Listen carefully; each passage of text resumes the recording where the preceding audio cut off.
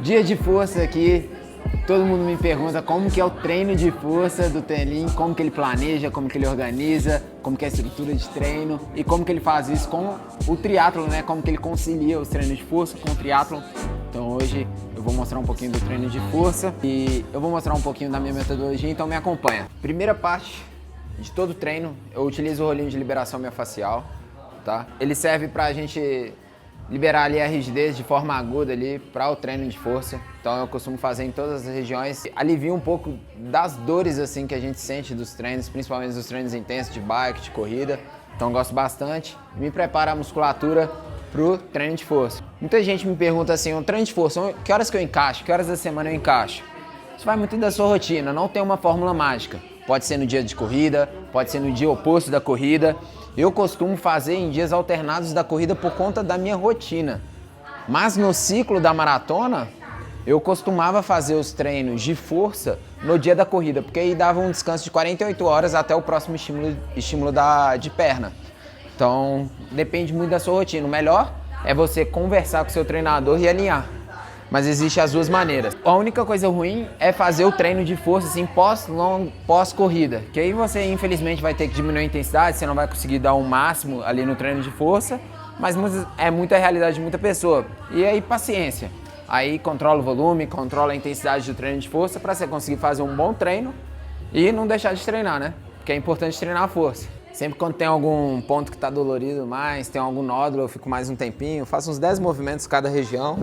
Vou liberando toda a musculatura e hoje a gente vai fazer um treino, sempre eu faço treinos full body, dá pra fazer treinos também, dá pra gente programar treinos para triatlon e para corrida também de membros inferiores e superiores, como se fosse uma ficha AB ou uma ABCD, mas o volume tem que ser muito controlado. O treino full body é o mais usual, eu prescrevo para todos os meus triatletas, todos os meus corredores, eles têm ótimos resultados, tanto de hipertrofia, ganho de massa muscular, manutenção, mas também ganho de força e potência, então é uma distribuição que eu gosto bastante. Pode deixar aí? Não, banco não.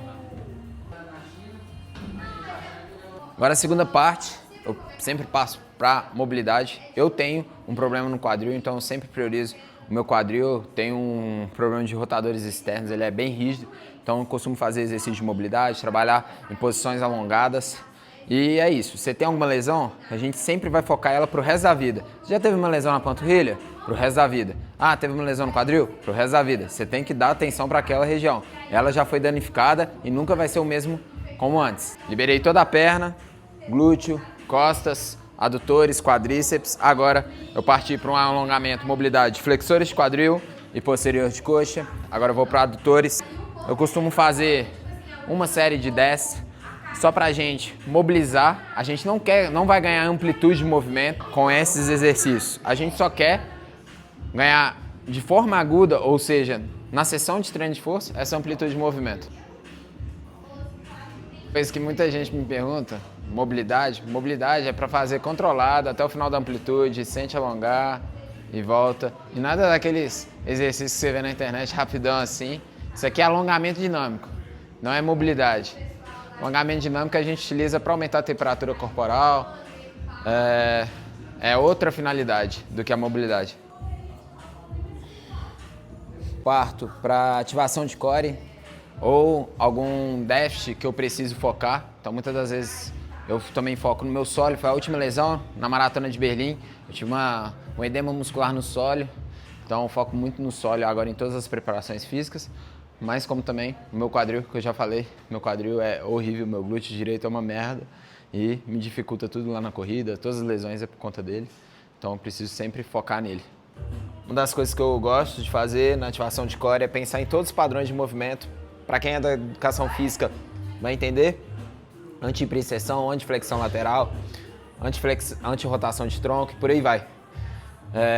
Eu tento agrupar todos e distribuir na semana todos os padrões de movimento para não faltar nada. Lógico, às vezes tem um déficit, um ou outro, e eu preciso priorizar algum padrão de movimento a mais que o outro, né? Mas eu tento agrupar todos no planejamento semanal.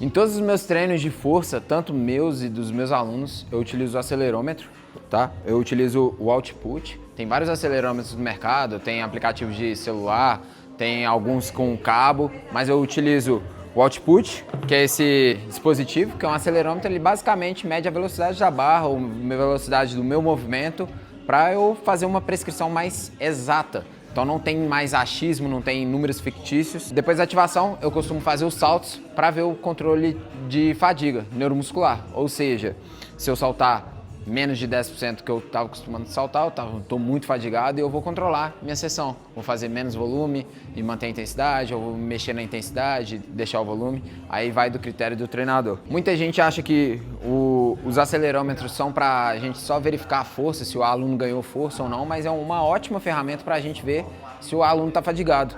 E como a gente lida com corredores e triatletas, a gente não quer criar mais fadiga. Então esse instrumento para esse público é perfeito. Em vez ali do meu atleta fazer 3 séries de 8 e amanhã tá com a perna toda dolorida, talvez ele vai fazer 3 séries de 5, 3 séries de 6, dependendo da velocidade que ele produzir na barra, o que vai meio que resguardar ele da fadiga, da dor muscular tardia para ele correr e voar. Porque a gente não quer destruir ele, a gente quer ser um complemento aos treinos específicos dele. Isso serve não só para corrida, triatlo, mas tipo futebol, tênis, qualquer esporte que você for. Que o objetivo principal não é a academia, o acelerômetro é assim, ó, padrão ouro. Agora a gente vai começar com salto com contramovimento. Eu sempre começo em todas as sessões que eu vou fazer de força, basicamente para ver minha fadiga neuromuscular e aí eu controlar a minha sessão, beleza? Vamos lá, mão na cintura, máxima intenção.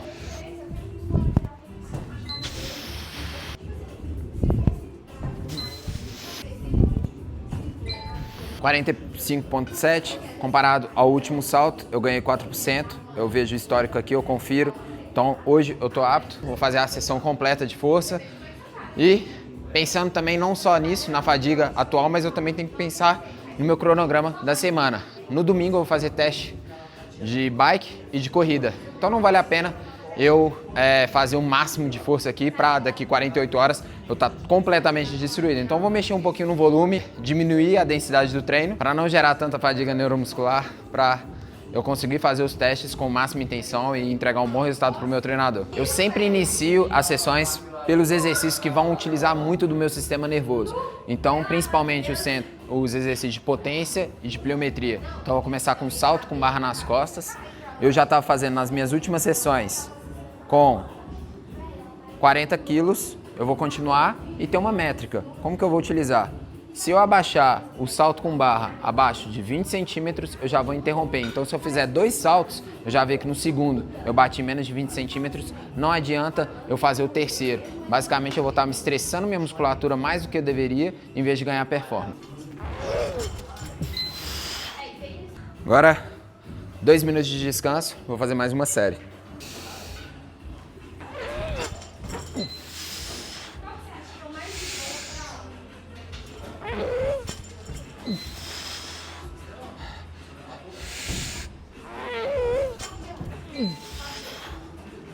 Vamos para o próximo exercício. Agora o próximo exercício, força reativa, fazer o drop mais salto horizontal, tá? Lembrando no vetor de força na corrida. Não adianta a gente fazer só exercícios pensando força vertical. Também quero horizontal. Aliás, meu vetor de força na corrida é horizontal. Estou empurrando o chão para trás para empurrar para frente, tá? O meu corpo. Então vou fazer exercício de pliometria, de força reativa, o drop mais o salto horizontal.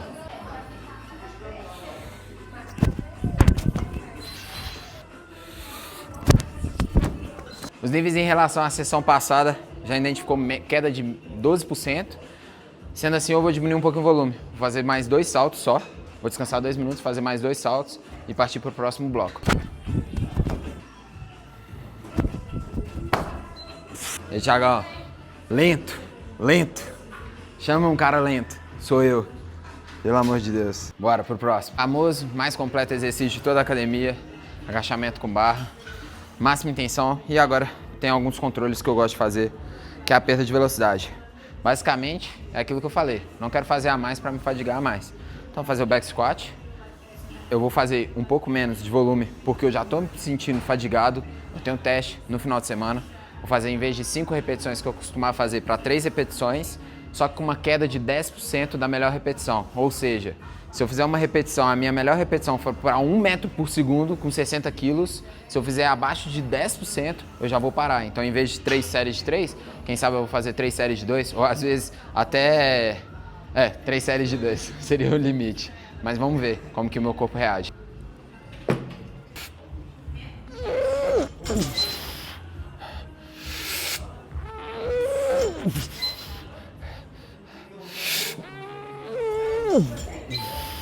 Consegui manter a média em todas as repetições, média de 0,98, a melhor 1 metro por segundo. É isso que eu estava buscando a velocidade de 1 metro por segundo.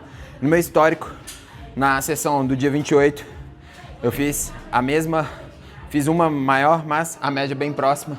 Então a gente está mesmo fadigado no baseline ali. Bora pra cima. Também costumo fazer membros superiores, só 2 exercícios, pensando muito no que vai ter transferência. Agora eu tô no período de base, então faço os exercícios que eu gosto. Barra e supino. Bora lá.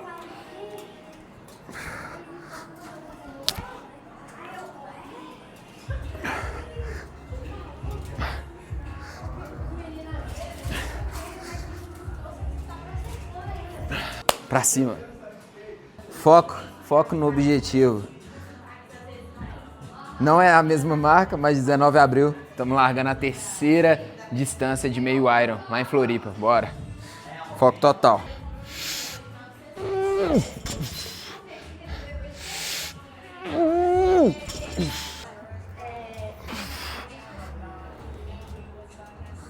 Exausto. Volume de base tá crescendo muito rápido. Sábado eu fiz quase uma distância de meio Iron, porque eu quis pagar um treino que eu não fiz essa semana. Juntou muita coisa, tô cheio de dor, cansado. Agora eu já marquei até uma liberação para ver se ajuda, se ressurge das cinzas, né? Minha decisão, pensando em tudo que eu já falei aí, minha média caiu, foi para 0,94, 0,99, 0,97. Não caiu muito, pode ser singelo, mas junto à minha percepção e pensando no calendário, eu não vou fazer mais agachamento, 2 séries, tá ótimo. Manutenção de força, de potência. Na real, manutenção de força, não existe manutenção de potência, só de força. E agora eu vou fazer posterior de coxa, tá? E vou empurrar também.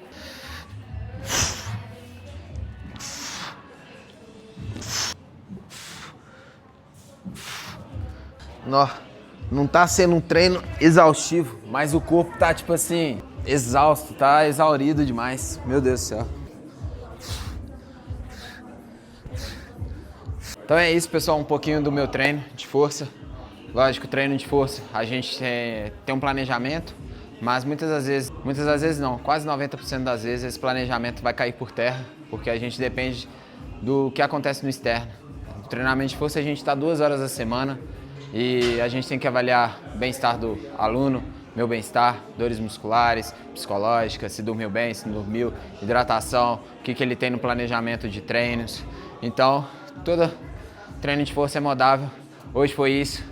Tentei dar o máximo, mas a musculatura está exaurida mesmo, porque a gente está na base, né, fazendo vários testes, subindo volume e intensidade a cada momento, pensando daqui 3 meses na prova-alvo. É isso. Acompanhe aí o perfil. Se você não segue, já segue aí e clica no joinha, deixa a sua curtida. Valeu!